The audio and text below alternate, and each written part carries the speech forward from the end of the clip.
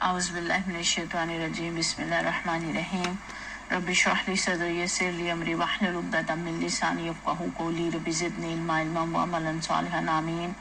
اللهم صل على محمد وعلى آل محمد كما صليت على إبراهيم وعلى آل إبراهيم إنك حميد مجيد اللهم بارك على محمد وعلى آل محمد كما باركت على إبراهيم وعلى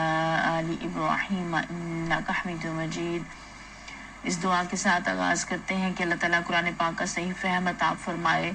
اس پہ عمل کی توفیق عطا فرمائے، اس کا پڑھنا پڑھانا سیکھنا سکھانا ہمارے حق میں حجت بنائے، ہمارے خلاف حجت نہ بنائے۔ ہم اللہ تعالیٰ کا بہت زیادہ شکر ادا کرتے ہوئے دل کی گہرائیوں سے الحمدللہ رب العالمین کہتے ہوئے آغاز کرتے ہیں کہ اس نے ہمیں ایک مرتبہ پھر توفیق عطا فرمائی کہ ہم اپنی قرآن کلاس میں اکٹھے ہوئے اور قرآن جو ہے وہ سیکھنے اور سکھانے لگے ہیں۔ آپ سبھی دل کی گہرائیوں سے سبھی بولیں الحمدللہ رب العالمین، سبھی اس کے اوپر شکر ادا کریں۔ یہ اللہ تعالیٰ کا احسان ہے کہ اتنے ڈھیر سارے افراد میں سے اللہ تعالیٰ نے ہمیں چن کے توفیق عطا فرمائی کہ ہم جو ہے وہ یہاں اس وقت میں اکٹھے ہوئے ہیں، اور رات کے شام کے رات ہی بلکہ ہو جاتی ہے مغرب کے بعد تو رات کے اس پہر میں جو ہے وہ ہم اللہ تعالیٰ کا ذکر کر رہے ہیں، سیکھ رہے ہیں، سکھا رہے ہیں۔ تو یہ اللہ تعالیٰ کا بڑا احسان عظیم ہے، ہمارا اس میں کوئی کمال نہیں ہے، رب کا احسان عظیم ہے۔ اور حدیث مبارکہ میں پیارے رسول نے فرمایا کہ تم میں سے بہتر وہ ہے جو قرآن کو سیکھے اور سکھائے۔ اور قرآن پاک میں اللہ تعالیٰ فرماتے ہیں کہ جس کے ساتھ اللہ بھلائی کا ارادہ کر لیتا ہے اس کا سینہ اسلام کے لیے کھول دیتا ہے۔ تو یہ قرآن کا کھولنا، اس کا سمجھ، اس کا فہم، اس کے لیے شرح صدر الحمدللہ رب العالمین کہ اللہ تعالیٰ ہمیں عطا فرما رہے ہیں۔ اب اس کے بعد اگلا کام ہمارا شروع ہو جاتا ہے کہ اس کو سیکھنے کے بعد اس پیغام کو زیادہ سے زیادہ آگے پہنچانے کی کوشش بھی کرنا۔ سورہ المائدہ کا رکوع نمبر 3 اور 4 ابھی آپ کے سامنے تلاوت ہوا، اور جو ہے وہ اس کا ترجمہ ہم دیکھ لیتے ہیں، پھر اس کی تشریح کی طرف چلتے ہیں۔ اللہ تعالیٰ فرما رہے ہیں کہ اللہ نے بنی اسرائیل سے پختہ عہد لیا تھا اور ان میں 12 نقیب مقرر کیے تھے، اور ان سے کہا تھا کہ تمہارے ساتھ ہوں اگر تم نے نماز قائم رکھی اور زکوٰۃ دی اور میرے رسولوں کو مانا اور ان کی مدد کی اور خدا کو اچھا قرض دیتے رہے تو یقین رکھو کہ میں تمہاری برائیاں تم سے زائل کر دوں گا، اور تم کو ایسے باغوں میں داخل کروں گا جن کے نیچے نہریں بہتی ہوں گی، مگر اس کے بعد جس نے تم میں سے کفر کی روش اختیار کی تو در حقیقت اس نے سوا سبیل گم کر دی۔ پھر یہ ان کا اپنے عہد کو توڑ ڈالنا تھا جس کی وجہ سے ہم نے ان کو اپنی رحمت سے دور پھینک دیا اور ان کے دل سخت کر دیے۔ اب ان کا حال یہ ہے کہ الفاظ کا الٹ پھیر کر کے بات کو کہیں سے کہیں لے جاتے ہیں، اور جو تعلیم انہیں دی گئی تھی اس کا بڑا حصہ بھول چکے ہیں۔ وہ آئے دن تمہیں ان کی کسی نہ کسی خیانت کا پتہ چلتا رہتا ہے، ان میں سے بہت کم لوگ اس عیب سے بچے ہوئے ہیں۔ بس جب یہ اس حال کو پہنچ چکے ہیں تو جو شرارتیں بھی یہ کرے وہ ان سے عین متوقع ہے،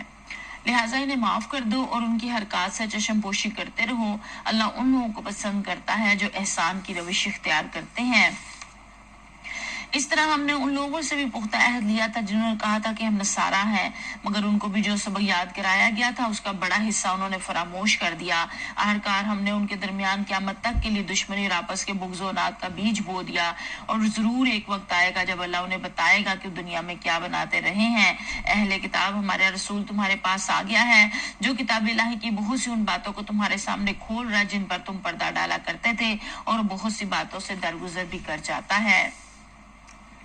تمہارے پاس اللہ کی طرف سے روشنی آ گئی اور ایسی حق نما کتاب جس کے ذریعے سے اللہ تعالیٰ ان لوگوں کو جو اس کی رضا کے طالب ہیں سلامتی کے طریقے بتاتا ہے اور اپنے اذن سے ان کو اندھیروں سے نکال کر اجالے کی طرف لاتا ہے اور راہ راست کی طرف رہنمائی کرتا ہے۔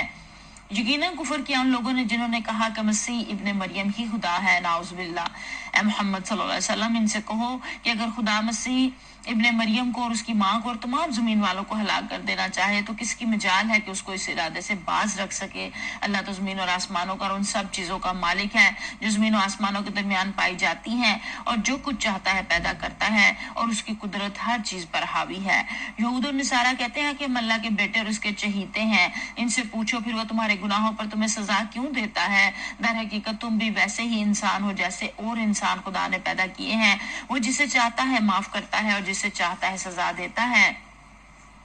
زمین اور آسمان اور اس کی ساری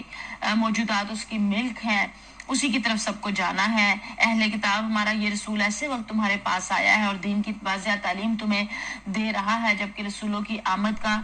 سلسلہ ایک مدت سے بند تھا، تاکہ تم یہ نہ کہہ سکو کہ ہمارے پاس کوئی بشارت دینے والا اور ڈرانے والا نہیں آیا۔ سو دیکھو اب وہ بشارت دینے اور ڈرانے والا آ گیا اور اللہ ہر چیز پر قادر ہے۔ یاد کرو جب موسیٰ علیہ السلام نے اپنی قوم سے کہا تھا کہ اے میری قوم کے لوگوں، اللہ کی اس نعمت کا خیال کرو جو اس نے تمہیں عطا کی تھی، اور اسی نے تم میں نبی پیدا کیے، تم کو فرما روا بنایا اور تم کو وہ کچھ دیا جو دنیا میں کسی کو نہ دیا تھا۔ اے برادران قوم، اس مقدس سرزمین میں داخل ہو جاؤ جو اللہ نے تمہارے لیے لکھ دی ہے، پیچھے نہ ہٹو ورنہ ناکام و نامراد پلٹو گے۔ انہوں نے جواب دیا، اے موسیٰ، وہاں تو بڑے زبردست لوگ رہتے ہیں، ہم وہاں ہرگز نہ جائیں گے جب تک کہ وہاں سے وہ نکل نہ جائیں۔ ہاں اگر وہ نکل گئے تو ہم داخل ہونے کے لیے تیار ہیں۔ ان ڈرنے والوں میں سے 2 شخص ایسے بھی تھے جن کو اللہ نے اپنی نعمت سے نوازا تھا۔ انہوں نے کہا کہ ان جباروں کے مقابلے میں دروازے کے اندر گھس جاؤ، جب تم اندر پہنچ جاؤ گے تو تم ہی غالب رہو گے، اللہ پر بھروسہ رکھو اگر تم مومن ہو۔ لیکن انہوں نے پھر یہی کہا کہ اے موسیٰ، ہم تو وہاں کبھی نہ جائیں گے جب تک کہ وہ وہاں موجود ہیں، بس تم اور تمہارا رب دونوں جاؤ اور لڑو، ہم یہاں بیٹھے ہیں۔ اس پر موسیٰ علیہ السلام نے کہا کہ اے میرے رب، میرے اختیار میں کوئی نہیں ہے مگر یا میری اپنی ذات یا میرا بھائی، بس تو ہمیں ان نافرمان لوگوں سے الگ کر دے۔ اللہ نے جواب دیا، اچھا تو وہ ملک 40 سال تک ان پر حرام ہے، یہ زمین میں مارے مارے پھریں گے، ان نافرمانوں کی حالت پر ہرگز ترس نہ کھاؤ۔ اب ان آیات سے جو ہے وہ ہمیں پتہ چلتا ہے کہ ان کا جو ہے وہ بنی اسرائیل کی طرف جو ہے وہ بات کی گئی ہے، ان کی طرف ان آیات سے پتہ چلتا ہے کہ وہ مخاطب ہیں، اور انہوں نے جو اللہ سے عہد کیا اور جو نافرمانیاں کی، عہد شکنیاں کی، ان کی وجہ سے ان پر جو ہے وہ لعنت ہوئی، اور عیسیٰ پر ایمان لانے کا حکم کا ذکر اس کے اندر کیا گیا، عیسیٰ علیہ السلام۔ پھر مسلمانوں کو عدل، تقوی اور حق کی تلقین کی گئی ہے۔ اسی کے ساتھ نبی کریم صلی اللہ علیہ وسلم کو بتایا گیا کہ اہل کتاب میں سے بعض لوگ دشمنی رکھتے ہیں مگر بعض قریب الفطرت ہیں، جیسے نصارہ، جن میں علماء اور عبادت گزار لوگ بھی شامل ہیں۔ پھر واقعہ حابیل و قابیل بیان ہوا جس میں حسد، قتل اور انسانی جان کی حرمت کا سبق دیا گیا۔ آخر میں ارشاد ہے کہ ایک انسان کا ناحق قتل گویا ساری انسانیت کے قتل کے برابر ہے، اور ایک کو بچانا پوری انسانیت کو بچانے کے برابر ہے۔ یہ اس سے اگلا جو ہے وہ 7 رکوع کی بھی بات اس میں آ جاتی ہے، سلسلہ جو ہے وہ اس سے جڑا ہوا ہے، گزشتہ سے پیوستہ۔ اب یہاں جو بات ہو رہی ہے کہ اللہ تعالیٰ نے بنی اسرائیل سے پختہ عہد دیا تھا اور ان میں 12 نقیب مقرر کیے تھے۔ نقیب کے معنی ہوتے ہیں نگرانی کرنے والا، تفتیش کرنے والا۔ تو بنی اسرائیل کے چونکہ 12 قبیلے تھے تو اللہ تعالیٰ نے ان میں سے ہر ایک قبیلے کے اوپر ایک انہی میں سے جو ہے وہ نقیب مقرر کر دیا، جیسے کہہ لیں کہ ان کا نگران، ان کا خیال رکھنے والا۔ اور ذمہ داری کیا تھی؟ ان سے کہا کیا گیا کہ اللہ نے کہا کہ میں تمہارے ساتھ ہوں، اگر تم نے نماز قائم رکھی اور زکوٰۃ دی اور میرے رسولوں کو مانا اور ان کی مدد کی اور اپنے خدا کو اچھا قرض دیتے رہے تو یقین رکھو میں کہ تمہاری برائیاں تم سے زائل کر دوں گا۔ اب یہ دیکھیں، یہی احکامات میرے اور آپ کے لیے بھی ہیں جو بنی اسرائیل کے لیے تھے، نماز کی ادائیگی، زکوٰۃ کی ادائیگی، رسولوں کو ماننا، ان کا جو ہے وہ ان کے ساتھ تعاون کرنا، مدد کرنا، یعنی کہ جو بھی وہ پیغام پہنچائے ان کے پیغام کے اوپر لبیک کہنا اور اس پیغام کو آگے پہنچانا، اور پھر قرض حسنا، اور پھر کہا کہ برائیاں زائل کر دوں گا۔ یعنی کہ یہ سارے نیکی کے کام کرتے ہوئے اگر غلطیاں، کمیاں، بیشیاں، کوتاہیاں ہو جائیں گی انسان ہونے کے ناطے، تو وہ میں پھر تم سے جو ہے وہ اپنی رحمت سے جو ہے وہ ان کو خرابیوں کو جو ہے وہ دور کر دوں گا۔ اور یہاں دیکھیں کہ نماز اور زکوٰۃ جہاں جسمانی عبادات کی بات آ رہی ہے، ساتھ عملی مالی عبادت کی بات بھی آ رہی ہے، یعنی کہ صرف خود مسلمان نہیں بننا، اپنی جیب کو بھی مسلمان بنانا ہے، یعنی کہ صرف اس کے راستے میں وقت نہیں لگانا بلکہ مال بھی لگانا ہے، کیونکہ انسان کی نا محبت مال کے ساتھ بہت شدید قسم کی ہے۔ پیارے نبی کریم صلی اللہ علیہ وسلم نے فرمایا کہ مجھے تمہارے بارے میں اس بات کا ڈر نہیں ہے کہ تمہیں دنیا نہیں ملے گی یا تم کلاش ہو جاؤ گے، بلکہ مجھے تمہارے بارے میں اس بات کا ڈر ہے کہ کہیں دنیا تم پر اس طرح نہ کھول دی جائے جیسے تم پر پہلے لوگوں پہ کھولی تھی، اور پھر تم بھی اس میں اسی طرح جو ہے وہ غرق نہ ہو جاؤ جیسے تم سے پہلے لوگ ہوئے تھے، اور پھر اسی طرح عذاب کی لپیٹ میں نہ آ جائیں۔ حدیث کا مفہوم میں آپ کو بتا رہی ہوں۔ تو یہاں پہ جو ہے وہ دنیا کا کھل کے زیادہ آ جانا جو ہے وہ انسان کو گمراہی کی طرف جو ہے وہ لے جاتا ہے۔ تو یہاں اچھا قرض دیتے رہنے کی بات، کہ مال جہاں ہوتا ہے وہیں انسان کی محبت ہوتی ہے، وہیں اس کا دل اٹکا ہوتا ہے۔ آپ دیکھیں نا، آپ کے پرس میں جس دن زیادہ پیسے ہوں، آپ شاپنگ کرنے بازار جائیں تو آپ کا سارا وقت اپنے پرس میں دھیان رہتا ہے، آپ اس کو پرس کو مضبوطی سے پکڑتی ہیں، اس کو بغل میں لے لیتی ہیں، اس کو سائڈ میں لے لیتی ہیں، اس کا بار بار خیال رکھتی ہیں، پیسے اس کے اندر لاکھوں روپیہ اگر آپ کے پاس موجود ہے، آپ بہت زیادہ اس کا خیال کرتے ہیں، کم بھی ہے تو بہت زیادہ خیال کرتے ہیں۔ گھروں میں اگر رہتے ہیں تو الماری میں ہے تو الماری میں ہی دھیان رہتا ہے، اس لاکر میں ہے تو لاکر میں ہی دھیان رہتا ہے۔ آپ آزما کے دیکھ لیں، جہاں آپ نے مال لگایا ہوگا نا وہاں آپ کا دل لگا ہوگا، کسی بزنس میں کاروبار میں لگا ہے تو وہیں پہ دھیان رہے گا، اسٹاک ایکسچینج میں لگا ہے، کہیں آپ نے کچھ اور کرنسی خریدی ہوئی ہے تو اس میں ہی رہے گا، اس کے اتار چڑھاؤ میں رہے گا کہ کیا قیمت بڑھی ہے کہ نہیں بڑھی ہے۔ اور اگر اوپر اللہ کے پاس بھیج رہے ہیں اور قبر کے لیے بھیج رہے ہیں اور حشر کے لیے بھیج رہے ہیں اور وہاں نور اور روشنی کے لیے بھیج رہے ہیں، تو یقین جانیے دل وہاں اٹکے گا، اور پھر وہاں کی فکر پڑے گی کہ میں نے وہاں کے لیے بھی خوبصورت تحائف جو ہے وہ بھیجنے ہیں، انفاق فی سبیل اللہ کرتے ہوئے وہاں کا گھر بھی سجانا ہے، قبر کا گھر بھی سجانا ہے نیک اعمال کے ساتھ، وہاں کی بھی روشنی اور لائٹ کا ارینج کرنا ہے، ان سارے جو ہے وہ انفاق فی سبیل اللہ کے ساتھ۔ اللہ اس کو قرض قرار دیتے ہیں، ایک ایک پائی جو بھی انسان دے گا، خرچ کرے گا، اللہ تعالیٰ وہ اپنے پاس نہیں رکھتے، وہ قرض ہے، اور قرض کیا ہوتا ہے؟ واپس ہو جاتا ہے۔ تو اللہ تعالیٰ دنیا میں بھی 10 گنا دینے والے، اور آخرت میں بھی، اور 70 گنا بھی اور 700 گنا بھی۔ سورہ بقرہ کے اندر آپ پڑھ چکے، ایک دانہ بویا جائے اور اس سے جو ہے وہ ایک بال نکلے اور بال میں 100 دانے ہوں تو کہاں تک اجر جا کے جو ہے وہ پہنچتا ہے، لیکن شرط کیا ہے؟ دیا اللہ کو جائے، اللہ کی رضا کے لیے، اللہ کی نیت کرتے ہوئے، انسانوں کے اوپر احسان جتاتے ہوئے نہیں۔ اور پھر اللہ کہتے ہیں برائیاں زائل کر دوں گا۔ برائیاں زائل کرنے کا کیا مطلب ہے؟ ایک یہ کہ راہ راست کو اختیار کرنے اور خدا کی ہدایت کے مطابق فکر و عمل کے صحیح طریقے پہ چلنے کا لازمی نتیجہ یہ ہوگا کہ انسان کا نفس بہت سی برائیوں سے دور ہو جائے گا اور اس کا طرز زندگی بہت سی خرابیوں سے خود بخود پاک ہوتا چلا جائے گا۔ اور دوسرا کیا مطلب ہے اس کا؟ کہ اس اصلاح کے باوجود اگر کوئی شخص بحیثیت مجموعی کمال کے مرتبے کو نہ پہنچ سکے اور کچھ برائیاں اس سے سرزد ہو جائیں یا کچھ خرابیاں اس کے اندر رہ جائیں تو اللہ تعالیٰ اپنے فضل سے ان پر مواخذہ نہ فرمائے گا، وہ ان کو ان کے حساب سے ساکت کر دے گا، کیونکہ جس نے اساسی ہدایت اور بنیادی اصلاح قبول کر لی ہو اس کی جزوی اور ضمنی برائیوں کا حساب لینے میں اللہ تعالیٰ سخت گیر نہیں ہے۔ لیکن مین چیزیں جو بتا دی گئی ان کو مضبوطی کے ساتھ تھامنا اور بشری تقاضے سے ہو جانے والی غلطیاں کوتاہیاں اور اس کے اوپر بھی ندامت اور استغفار، تو اللہ تعالیٰ جو ہے وہ اللہ کا وعدہ ہے کہ میں ان کو جو ہے وہ زائل کر دوں گا۔ اور پھر ساتھ کیا کروں گا؟ صرف خالی نیکیاں دوں گا اور برائیاں زائل نہیں کروں گا، بلکہ ایسے باغوں میں داخل کر دوں گا جن کے نیچے نہریں بہتی ہوں گی۔ ہمیشہ کی زندگی کا بھی ارینج، اگر عارضی زندگی کا انتظام اس نے کیا ہوا ہے، خوراک کا، کھانے کا، پینے کا، سہولیات کا، ضروریات زندگی کا، ہر چیز کا اس نے ہمیں ارینج کر کے دیا ہوا ہے۔ ہمارے دنیا میں آنے سے پہلے ہمارا رزق ہماری ماں کے سینے میں موجود ہوتا ہے، ہمارے کپڑے تیار ہوتے ہیں، ہمارے والدین بہن بھائی ہمارا انتظار کر رہے ہوتے ہیں، ہمارے نانا دادی دادا جو بھی رشتے دار قریبی موجود ہوتے ہیں وہ ہمارے انتظار میں ہوتے ہیں، وہ ہم نے مانگے تو نہیں ہوتے نا اللہ تعالیٰ سے کہ اللہ ہمیں دے دے۔ تو یہ ساری نعمتیں اس رب نے جو ہے وہ بن مانگے عطا کی ہوتی ہیں اور سارا ارینج کیا ہوتا ہے، تو کیا پھر وہ آخرت کا نہ ارینج کرتا جہاں ہمیشہ کی زندگی، جہاں ہمیشہ رہنا تھا، تو کیا اس کی رہنمائی نہ کرتا؟ اس کی رہنمائی کے لیے اس نے مجھے اور آپ کو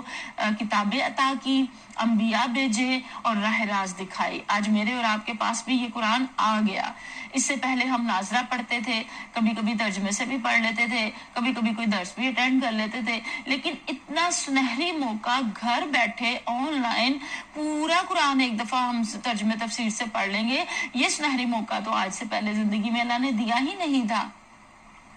تو اس کی تو ہم جتنی قدر کریں اتنی تھوڑی ہے, اس کا تو جتنا زیادہ ہم حق ادا کرنے کی کوشش کریں اتنا ہی کم ہے. اور اس حق کی ادائیگی کیا ہے, اس نعمت کی ادائیگی کیا ہے؟ اس نعمت کی ادائیگی اس کے 5 حقوق ہیں جو میں اکثر حدیث مبارکہ میں آپ کو بتاتی رہتی ہوں. جلدی سے چیٹ باکس میں یا گروپ میں لکھ دیجئے کہ وہ 5 حقوق کیا ہیں اس قرآن کے جو میرے اور آپ کے اوپر عائد ہوتے ہیں. پھر آگے اللہ تعالیٰ فرماتے ہیں جس نے یہ تم میں سے کفر کی روش اختیار کی تو در حقیقت اس نے سوا سبیل گم کر دی. اب سوا سبیل کس کو کہتے ہیں؟ سوا سبیل کا ایک سیدھا سیدھا ترجمہ تو یہ ہے توسط اور اعتدال کی شاہراہ,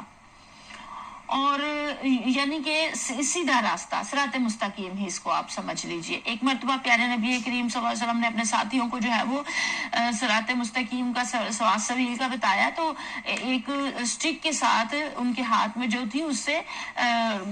زمین کے اوپر جو ہے وہ لائن کھینچ کے بتایا کہ وہ سیدھی شاہراہ, وہ صراط مستقیم جو اس دنیا سے لے کے آخرت کی زندگی تک, جنت تک لے جاتی ہے, اور اس کے درمیان ٹیڑے مٹیڑے اور بھی بہت سارے راستے جو ہیں وہ موجود ہیں جو کہ غلط راستے ہیں, غلطی خرابی کے راستے ہیں, ٹیڑھے راستے ہیں, اور اللہ معاف فرمائے وہ دوزخ میں لے کے جانے والے ہیں. تو سوا سبیل جس نے گم کر دی, سمجھے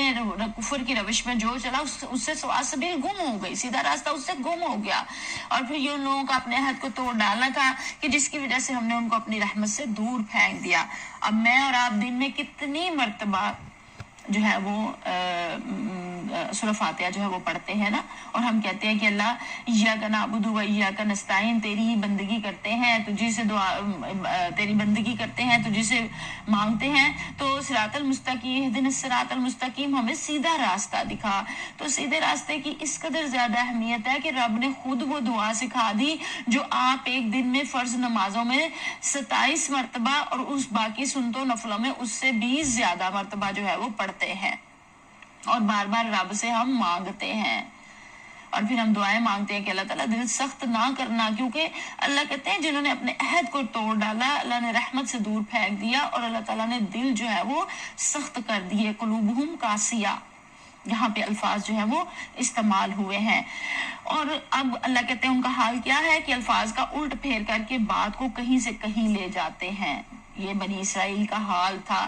یہ جب بھی بنی اسرائیل کا حال پڑھے تو ہائی الرٹ ہو جائے کہ کہیں ہم تو نہیں یہ سارا کچھ کر رہے, کیونکہ ہم سے پہلے دنیا کی امامت پہ وہ بیٹھے ہوئے تھے, یہ منصب ان کے پاس تھا, پھر ان کو ڈسمس کر دیا گیا ان کی ان خرابیوں کی وجہ سے جو انہوں نے حق بات کو نہ مانا, نہ سمجھا, نہ آگے پیغام کو پہنچایا, اور انبیاء کو قتل کیا. اور وہ ساری خرابیاں اور وہ جرائم کی ساری لسٹیں جو سورہ بقرہ سے لے کے اب تک میں اور آپ پڑھتے آ رہے ہیں سورہ مائدہ تک,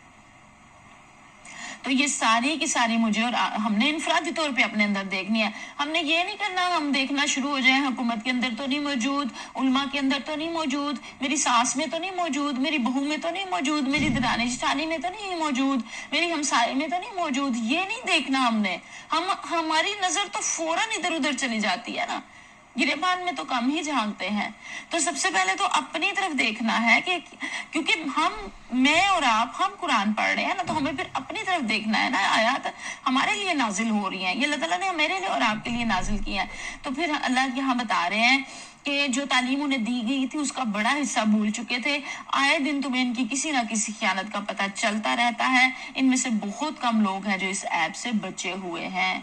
کہیں میں اور آپ تو نہیں زیادہ حصہ بھول گئے قرآن کا, آیات کا, احکامات کا, اور کہیں ہم سے تو نہیں کوئی خیانت سرزد ہو رہی. اور پھر اللہ کہتے ہیں پس جب یہ اس حال کو پہنچ چکے ہیں تو جو شرارتیں بھی یہ کریں وہ ان سے عین متوقع ہیں, لہٰذا انہیں معاف کرو, ان کی حرکات سے چشم پوشی کرتے رہو. اللہ ان لوگوں کو پسند کرتا ہے جو احسان کی روش رکھتے ہیں. آیت نمبر 13 ہے ان اللہ یحب المحسنین. اس کو ہائی لائٹ، آیت نمبر 13 کو ہائی لائٹ کر لیجئے. یہ جب بھی ہم قرآن کھولیں گے، جب بھی پڑھنے لگیں گے، ہمیں یاد آئے گا کہ ہم نے قرآن کلاس میں اس کو پڑھا تھا، فہم قرآن کورس میں ہم نے اس کو پڑھا تھا، ہم نے اس کو سمجھا تھا، ہم نے ان چیزوں سے بچنے کی کوشش کی تھی، اور ہم نے احسان کی روش کو اختیار کرنے کا نیت ارادہ کیا تھا اور کوشش کی تھی، اور پھر انشاءاللہ تعالی یہ عمل میں آئے گا. اسی طرح ہم نے ان لوگوں سے بھی پختہ عہد لیا تھا جنہوں نے کہا کہ ہم نصارہ ہیں، اور یہ نصارہ کا لفظ جو ہے نا ناصرہ سے ماخوذ ہے جو مسیح علیہ السلام کا وطن تھا. دراصل اس کا ماخذ نصرت ہے. اس بنا پر وہ قول جو کہ مسیح علیہ السلام نے سوال کیا کہ من انصاری اللہ، کہ اللہ کی راہ میں کون ہے میرا مددگار، تو جواب میں حواریوں نے کہا تھا نحن انصار اللہ، ہم ہیں اللہ کے مددگار. تو عیسائی یہاں سے جو ہے وہ اس چیز کو لیتے ہیں لفظ کو. تو یہ سوال میرے اور آپ کے لیے بھی ہے کہ کون ہے اللہ کی راہ میں مددگار. اب چونکہ میں ہینڈ ریز آپ سے کرواؤں تو میں دیکھ تو سک نہیں رہی کیونکہ میرے پاس تو اس وقت پی پی ٹی کھلی ہوئی ہے. تو آپ لوگ گروپ میں اس سوال کا جواب بتا دیجئے، سب ہی لکھ دیجئے کہ کون ہے اللہ کے راستے میں مددگار، کیا ہم ہیں یا ہم نہیں ہیں. اور پھر آگے اللہ کہتے ہیں اہل کتاب ہمارا رسول تمہارے پاس آ گیا ہے جو کتاب الہی کی بہت سی ان باتوں کو تمہارے سامنے کھول رہا ہے جن پر تم پردہ ڈالا کرتے تھے، اور بہت سی باتوں سے وہ درگزر کر جاتا ہے. یعنی کہ تمہاری چوریاں اور خیانتیں جن کو کھولنا دین حق کو قائم کرنے کے لیے ناگزیر ہے، وہ تو وہ کھول دیتا ہے، لیکن بہت ساری چیزوں سے چشم پوشی اختیار کر لیتا ہے جس کو کھولنے کی حقیقی کوئی ضرورت نہیں ہے. اب یہ نافرمانوں کے ساتھ بھی یہ حال ہے کہ اللہ تعالیٰ چشم پوشی فرما لیتا ہے، اور اللہ کے نبی بھی صلی اللہ علیہ وسلم جو ہے وہ چشم پوشی فرماتے ہیں. اللہ تعالیٰ ہمارے گناہوں سے بھی چشم پوشی فرمائے. ہمارے ایوب کو اللہ تعالیٰ نہ دنیا میں ظاہر کرے نہ آخرت میں ظاہر کرے، اور معافی کا معاملہ، درگزر کا معاملہ اللہ تعالیٰ میرے اور آپ کے ساتھ فرمائے. پھر آگے اللہ تعالیٰ فرما رہے ہیں قد جاءکم من اللہ نور و کتاب مبین. تمہارے پاس اللہ کی طرف سے روشنی آ گئی ہے، کھلی آیات، کھلی مبین کہتے ہیں روشن، واضح، کھلا ہوا، کتاب مبین. کوئی ایسی چیز نہیں ہے جو میرے اور آپ کے سمجھ میں نہ آئے. آج سے 1 صدی پیچھے میں اور آپ اگر پیدا ہوتے تو ہمیں پتہ نہ چلتا کہ کیا لکھا ہوا ہے اس کتاب کے اندر. آج اس کے تراجم اردو میں موجود ہیں تو ہم اردو چونکہ ہماری زبان ہے تو ہم سمجھ رہے ہیں. اور یہاں اللہ کہہ رہے ہیں، یہ آیت نمبر 15 اور 16 کو بھی ہائی لائٹ کر لیجئے، ایک ایسی حق نما کتاب جس کے ذریعے سے اللہ تعالیٰ ان لوگوں کو جو اس کی رضا کے طالب ہیں سلامتی کے طریقے بتاتا ہے، اور اپنے اذن سے ان کو اندھیروں سے نکال کر اجالے کی طرف لاتا ہے اور راہ راست کی طرف رہنمائی کرتا ہے. اب آپ دیکھیں سلامتی کے طریقے سے کیا مراد ہے، یعنی کہ غلط بینی، غلط اندیشی اور غلط کاری سے بچنا اور اس کے نتائج سے محفوظ رہنا. جو شخص اللہ کی کتاب اور اس کے رسول کی زندگی سے روشنی حاصل کرتا ہے، اسے فکر و عمل کے ہر چوراہے پہ یہ معلوم ہو جاتا ہے کہ وہ کس طرح ان غلطیوں سے محفوظ رہے. یہاں تفسیر میں چوراہے کا لفظ استعمال ہوا ہے. چوک میں کیا ہوتا ہے، 4 سڑکیں 4 سمتوں میں جاری ہوتی ہے نا، تو چوراہے میں آ کے سمجھ نہیں نہ آتی کہ جانا کدھر ہے. اگر تو منزل کا پتہ ہو، راستے کا پتہ ہو، پھر تو بندہ سیدھا چل پڑتا ہے، یا دائیں مڑنا ہو تو دائیں مڑ جاتا ہے، بائیں مڑنا ہو تو بائیں مڑ جاتا ہے. لیکن اگر پتہ ہی نہ ہو کہ کہاں جانا ہے تو پھر وہ کیا کرے. تو یہ کتاب بتاتی ہے اس گمراہی اور نادانی کے چرستے کے اوپر، چوراہے کے اوپر، چوک کے اوپر کہ جانا کس طرف ہے. قرآن نور ہے، روشنی ہے، سلامتی کے طریقے بتاتا ہے اور اندھیروں سے نکال کے راہ راست کی طرف لے آتا ہے. آج اگر آپ اس مقام پہ بیٹھے ہیں، تھوڑا سا غور و فکر کریں اور سوچیں کہ جب ہم قرآن سے نہیں جڑے تھے اس وقت کی زندگی، اور جب ہم شعوری طور پہ جڑ کے اور شعوری طور پہ خود کو چینج کرنے کی کوشش کر رہے ہیں، اس وقت کی زندگی، کیا دونوں میں کوئی فرق ہے؟ ہوگا، انشاءاللہ ضرور ہوگا، بہت بڑا ہوگا، یقیناً ہوگا. لیکن نظر کیسے آئے گا؟ نظر تو آئے گا غور و فکر سے، نظر تو آئے گا سوچنے سے، نظر تو آئے گا اپنے آپ سے سوالات کرنے سے. تو انشاءاللہ تعالی ہم نے ساتھ ساتھ یہ ضرور دیکھنا ہے، اور قرآن کو کھولیں، جب بھی کھولیں ہدایت کے لیے کھولیں کہ اللہ تعالیٰ اس میں سے ہدایت عطا فرما. باقی ساری نئی چیزیں تو اس میں سے ملنی ہے ہمیں. نازل تو یہ ہدایت کے لیے ہوا ہے، خیر و برکت تو ملنی ہی ملنی ہے. وہ حدیث مبارکہ آپ نے سنی پڑھی ہوگی نا کہ جس میں ایک صحابی نے جو ہے وہ روشن دان بنوایا تو پیغمبر صلی اللہ علیہ وسلم نے فرمایا آپ نے پوچھا کہ آپ نے کس لیے یہ بنایا ہے؟ تو انہوں نے کہا اللہ کے رسول روشنی اور ہوا کے لیے۔ تو پیارے نبی کریم صلی اللہ علیہ وسلم نے فرمایا کہ اگر آپ یہ نیت کرتے کہ اس میں سے اذان کی آواز آئے گی تو آپ کو اس کا اجر و ثواب ہوتا، اور روشنی اور ہوا نے تو آنا ہی تھا۔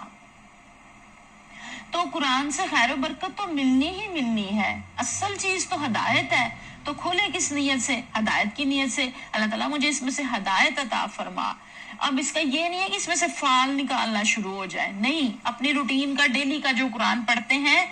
اس میں سے جب بھی ہم کھولیں تو اسی نیت کے ساتھ اس کو کھولیں کہ اللہ تعالیٰ اس میں سے ہدایت عطا فرما۔ اور جو صحابہ کرام صحابیات دعا مانگا کرتے تھے جو اللہ تعالیٰ نے ہمارے نبی کریم صلی اللہ علیہ وسلم کو سکھائی اور انہوں نے ہمیں سکھائی، وہ مجھے اور آپ کو ضرور کرتے رہنا چاہیے۔ ربنا لا تزغ قلوبنا بعد اذ ہدیتنا وہب لنا من لدنک رحمۃ انک انت الوہاب، کہ اللہ تعالیٰ ہمارے دلوں کو ہدایت دینے کے بعد ٹیڑھ میں کجی میں نہ مبتلا کر دیجیے۔ اللہ تعالیٰ مجھے اور آپ کو اس سے بچا کے رکھے۔ جن جن کو یہ دعا یاد ہے وہ ضرور گروپ میں وائس نوٹ میں ڈال دیں، جن کو یاد نہیں ہے اس ویک میں وہ بھی یاد کر کے تو اس میں ڈال دیں۔ ہماری تجوید کی ٹیچر جو ہے وہ آپ کی رہنمائی کریں گی اور تلفظ کی غلطیاں دور کر دیں گے انشاءاللہ تعالیٰ۔ پھر آگے اللہ تعالیٰ فرما رہے ہیں یقیناً کفر کیا ان لوگوں نے جنہوں نے مسیح ابن مریم ہی کہا کہ خدا ہے۔ اے محمد صلی اللہ علیہ وسلم ان سے کہو کہ اگر خدا مسیح ابن مریم اور اس کی ماں اور تمام زمین والوں کو ہلاک کر دینا چاہے تو کس کی مجال ہے کہ اس کو اس ارادے سے باز رکھ سکے۔ اب یہ عیسائیوں کا عقیدہ تھا نا، انہوں نے اپنے نبی کی محبت میں غلو اختیار کیا، نبی کی محبت میں اس قدر آگے بڑھے کہ ان کو نعوذ باللہ جو ہے وہ خدا کا بیٹا قرار دے دیا۔ حالانکہ حضرت مسیح نے تو حضرت عیسیٰ علیہ السلام نے تو جو ہے وہ گہوارے میں ہی ماں کی گود میں ہی بتا دیا تھا کہ میں اللہ کا بندہ ہوں، میں اللہ کا جو ہے وہ نبی رسول ہوں۔ تو یہ تو اسی وقت، اور ان کو پتا تھی یہ بات، لیکن انہوں نے خود ان باتوں کو خراب کیا، تروڑ مروڑ کے پیش کیا۔ تو یہاں پہ اللہ تعالیٰ نے اس چیز کو کھول کے بتا دیا کہ وہ تو اللہ کے بندے ہیں، حضرت مریم بھی اللہ کی بندی ہیں اور حضرت عیسیٰ بھی اللہ کے بندے ہیں۔ اگر اللہ تعالیٰ ہلاک کر دینا چاہے تو کوئی روک نہیں سکتا، کیونکہ وَلِلَّهِ مُلْكُ السَّمَاوَاتِ وَالْأَرْضِ وَمَا بَيْنَهُمَا، کہ وہ ہر چیز جو بھی زمین و آسمان میں ہے وہ سب کچھ بنانے والا ہے، سب کچھ اسی کا ہے۔ یخلق ما یشاء، وہ چاہتا ہے بناتا ہے جو کچھ وہ چاہتا ہے۔ واللہ علی کل شیء قدیر، وہ ہر ایک چیز کے اوپر قدرت رکھتا ہے، وہ ہر چیز پہ حاوی ہے، وہ سب کچھ کر سکتا ہے، بے شک وہ سب کچھ کر سکتا ہے۔ پھر آگے اللہ تعالیٰ فرماتے ہیں یہود و نصارہ کہتے ہیں کہ ہم اللہ کے بیٹے اور چہیتے ہیں، تو پھر ان سے پوچھو کہ کیوں تمہارے گناہوں پہ تمہیں سزا ملتی ہے؟ در حقیقت تم ایسے انسان ہو جیسے اللہ نے دوسرے پیدا کیے ہیں، جسے چاہتا ہے معاف کرتا ہے اور جسے چاہتا ہے سزا دیتا ہے، اور زمین و آسمان کی ساری موجودات اس کے ملک ہیں اور اسی کی طرف جانا ہے۔ اب یہ اللہ تعالیٰ ایک دلیل دے رہے ہیں نا، کہ وہ کہتے تھے کہ ہمارے گناہوں کی جو ہے وہ اس میں جو ہے وہ پہلے ہی سے مسیح ابن مریم جو ہے وہ اس پہ سولی چڑھ چکے ہیں، تو اب ہم جو مرضی جتنے مرضی جیسے مرضی گناہ کرتے چلے جائیں، اور ہمارے لیے ہم تو بخشے بخشائے ہیں نا، ہم نے تو جنت میں ہی جانا ہے۔ تو اللہ تعالیٰ کہہ رہے ہیں کہ ان سے یہود و نصارہ سے سوال کرو، پوچھو کہ یہ کہتے ہیں ہم اللہ کے چہیتے ہیں، اللہ کے بیٹے ہیں، نعوذ باللہ، تو ان سے پوچھو اگر تمہارے گناہوں پہ تمہیں سزا کیوں دیتا ہے؟ اگر تم اتنے چہیتے ہو، اتنے لاڈلے ہو، اتنے تم جو ہے وہ قربت والے ہو، تو پھر یہ سزائیں کیوں ملتی ہیں؟ جب سے دھتکارے گئے ہیں ان کو جگہ کہاں ملتی ہے؟ کبھی مصر سے مار کے نکالے جاتے ہیں، کبھی جو ہے وہ عرب سے نکالے جاتے ہیں، کبھی کہیں سے اور کبھی کہیں سے نکالے جاتے ہیں، اور ان کو در بدر کہیں کوئی جگہ نہیں ملتی۔ تو اگر یہ ایسے ہی ہیں تو پھر یہ تمہارے گناہوں پہ اللہ سزا کیوں دے رہا ہے تمہیں؟ آخرت کی تو جو ملنی سو ملنی ہے، یہ دنیا کی سزائیں۔ اے اہل کتاب، ہمارا یہ رسول ایسے وقت میں تمہارے پاس آیا اور دین کی واضح تعلیم تمہیں دے رہا ہے، جبکہ رسول و قیامت کا سلسلہ ایک مدت سے بند تھا، تاکہ تم یہ نہ کہہ سکو کہ ہمارے پاس کوئی بشارت دینے والا اور ڈرانے والا نہیں آیا۔ اب یہ دیکھیں کہ اللہ تعالیٰ کی خاص رحمت ہے، کیونکہ حضرت ابراہیم علیہ السلام سے لے کے اور اس کے بعد حضرت عیسیٰ علیہ السلام سے لے کے ایک کافی لمبا عرصہ جو ہے وہ گزرا تھا کہ جس میں انبیاء نہیں آ رہے تھے، تو اللہ تعالیٰ نے کہا کہ اس لیے تاکہ حجت تمام ہو جائے تمہارے اوپر، اور یہاں یہ بھی اللہ تعالیٰ نے کھول کے بتا دیا کہ بشارت دینے والا اور ڈرانے والا آ گیا، یعنی کہ جو خدا پہلے بشارت دینے والے اور ڈرانے والے بھیجنے پر قادر تھا، تو وہ نبی کریم صلی اللہ علیہ وسلم کو آخری نبی کے طور پہ بشیر و نذیر بنا کے کیوں نہیں بھیج سکتا؟ اور یہ بھی بتا دیا کہ اگر تم نے بشیر و نذیر کی بات نہ مانی صلی اللہ علیہ وآلہ وسلم کی، تو پھر اللہ قادر اور توانا ہے، ہر سزا جو وہ چاہے دے سکتا ہے، اور کوئی اس کو روکنے والا نہیں۔ یہاں پہ آیت کا خاتمہ آیت نمبر 19 مکمل اسی پہ ہو رہی ہے، واللہ علی کل شیء قدیر، کہ اللہ تعالیٰ ہر ایک چیز پر قدرت رکھتا ہے، وہ قادر ہے، وہ جو چاہے کر دینے والا ہے، اس کو کوئی روکنے والا نہیں ہے۔ پھر آگے اللہ تعالیٰ فرماتے ہیں، یاد کرو جب موسیٰ علیہ السلام نے اپنی قوم سے کہا تھا، اے میری قوم کے لوگوں، اللہ کی اس نعمت کا خیال کرو جو اس نے تمہیں عطا کی تھی، اس نے تم میں نبی پیدا کیے، تم کو فرما روا بنایا، اور تم کو وہ کچھ دیا جو دنیا میں کبھی کسی کو نہیں دیا تھا۔ یہ آیت اشارہ کر رہی ہے بنی اسرائیل کی عظمت، گزشتہ عظمت کی طرف، جو حضرت موسیٰ علیہ السلام سے پہلے جو ہے وہ بہت پہلے کسی زمانے میں ان کو حاصل تھی۔ اور ایک طرف حضرت ابراہیم علیہ السلام، حضرت اسحاق علیہ السلام، حضرت یعقوب علیہ السلام، حضرت یوسف علیہ السلام جیسے جلیل القدر پیغمبر ان کی قوم میں پیدا ہوئے، اور پھر حضرت یوسف علیہ السلام کے زمانے میں ان کو مصر میں ایک بہت بڑا اقتدار نصیب ہوا، اور بڑی لمبی مدت تک اس زمانے کی مہذب دنیا کے سب سے بڑے فرمانروا یہی تھے۔ انہی کا سکہ مصر میں اور اس کے ارد گرد میں جو ہے وہ رواں تھا، اور جو ہے وہ یہ ساری اللہ تعالیٰ اس کی طرف جو ہے وہ توجہ دلا رہے ہیں۔ پھر ایک واقعے کی طرف توجہ ہے کہ جو جہاد کا حکم دیا گیا اور کہا گیا اس بستی میں داخل ہو جاؤ، اور جہاد کا حکم دیا گیا، تو وہ لوگ اس کے لیے نہ ہلے اپنی جگہ سے، اور انہوں نے جواب دیا کہ ہم تو یہاں بیٹھے ہیں، جاؤ تم اور تمہارا رب دونوں لڑو۔ استغفر اللہ، یہ دیکھیں یہ ان کا جواب تھا۔ اور آپ جانتے ہیں نا کہ بدر کے موقع پہ جب پیارے نبی کریم صلی اللہ علیہ وسلم نے صحابہ کرام سے پوچھا کہ جب جنگ کے لیے اس کے بارے میں، تو ایک صحابی نے اٹھ کے، انصاری صحابی نے کہا تھا نا کہ اللہ کے رسول اگر آپ ہمیں جو ہے وہ کہیں گے کہ نہیں سوری احد کے موقع پہ، غزوہ احد کے موقع پہ، کہ اے نبی اگر آپ ہمیں کہیں گے کہ سمندر میں کود جاؤ تو ہم سمندر میں کود جائیں گے، ہم حضرت جو ہے وہ موسیٰ علیہ السلام کی قوم کی طرح یہ نہیں کہیں گے کہ جاؤ تم اور تمہارا رب جو ہے وہ دونوں لڑو۔ تو یہ اللہ تعالیٰ نے جو ان کا قول تھا، جو ان کا جملہ تھا، جو ان کی بات تھی، سینگ تھی ان کی، وہ اللہ تعالیٰ نے قرآن پاک کے اندر کوڈ کر دی کہ یہ بات انہوں نے اس وقت کہی، کتنی زیادہ جرت تھی ان کی۔ اور پھر کیا ہوا، ان کے اوپر وہ ملک 40 سال تک حرام ہو گیا، اور وہ اس میں مارے پھرے، اور وہ نسل ختم ہو گئی اور دوسری نسل اٹھی، تو پھر وہ وہاں سے جو ہے وہ نکل سکے۔ تو اللہ تعالیٰ کیا کہہ رہے ہیں آیت نمبر 26 میں آخری جو آیت ہے کہ فلا تأس علی القوم الفاسقین، ان نافرمانوں کی حالت پر ہرگز ترس نہ کھاؤ۔ استغفر اللہ۔ اللہ تعالیٰ ہمیں نافرمانی سے بچائے، اور اللہ تعالیٰ ہمیں جو ہے وہ امت محمدیہ پیارے وسلم کی امت میں سے اللہ تعالیٰ نے بنایا ہے، اور یہ منصب مجھے اور آپ کو عطا کیا ہے، تو اللہ کرے کہ میں اور آپ اس منصب کا، جو امامت کا منصب ہمیں ملا، اس کا حق ادا کرنے والے بنے۔ اس کے اہم نکات دیکھ لیتے ہیں۔ اللہ نے وعدہ لیا تھا ان سے کہ نماز قائم کریں گے، زکوٰۃ دیں گے، رسولوں کی مدد کریں گے، مگر انہوں نے عہد کو توڑا۔ یہی وعدہ میرے اور آپ سے بھی ہے، ہمیں اپنے وعدے کو وفا کرنا ہے۔ اور ان پر پھر لعنت کی گئی، ان کے دل جو ہے وہ سخت کر دیے گئے، اور انہوں نے کلام الہی میں تحریف کی۔ پھر ہم نے یہ بھی پڑھا کہ اہل کتاب کی روش کیا تھی، کچھ ایمان والے تھے مگر اکثر بد عمل تھے، اور پھر ایمان والوں کو انصاف پر قائم رہنے اور اللہ سے ڈرنے کی تاکید کی گئی۔ حابیل اور قابیل کا واقعہ بھی آگے اب آئے گا، اور پھر یہاں پہ کچھ ایکشن پوائنٹس ہیں کہ اللہ سے کیے گئے وعدے مجھے اور آپ کو نبھانے ہیں، سچائی اور انصاف پر قائم رہنا ہے، خواہ مخالف اپنا آپ ہی کیوں نہ آ جائے ہمارا پیش نظر، اور قرآن پر غور و عمل اور تحریف یا تعویل سے بچنے کی کوشش کرنی ہے، دل میں حسد یا کینہ جو ہے وہ پیدا نہیں ہونے دینا۔ اور بچنے کے کام کیا ہے، عہد شکنی اور اللہ کے احکام سے روگردانی کرنے سے بچنا ہے، دینی احکامات میں اپنی خواہشات داخل نہیں کرنی، کسی کے ساتھ دشمنی میں عدل نہیں چھوڑ دینا، حسد، تکبر اور ظلم جیسی باطنی برائیوں سے خود کو آلودہ نہیں کرنا، اس سے بچنے کی کوشش کرنی ہے۔ اور سب سے آخر میں ہم لوگ رکھتے ہیں کچھ غور و فکر کے سوالات، تاکہ ہم جو ہم نے رکوع پڑھا ہوتا ہے، جو آیات پڑھی ہوتی ہیں، اس میں سے اپنے لیے کچھ ایسی چیزیں چن سکیں کہ جن کے بارے میں ہم غور و فکر کر سکیں۔ اصل میں یہ سوالات ہمیں غور و فکر کے اوپر ابھارتے ہیں، تو کم از کم ایک مرتبہ ان سوالات کو بعد میں ضرور پڑھ کے اپنے آپ سے جواب ہم لے لیا کریں کہ کیا ہم اللہ سے کیے گئے وعدوں کو روزمرہ زندگی میں نبھا رہے ہیں،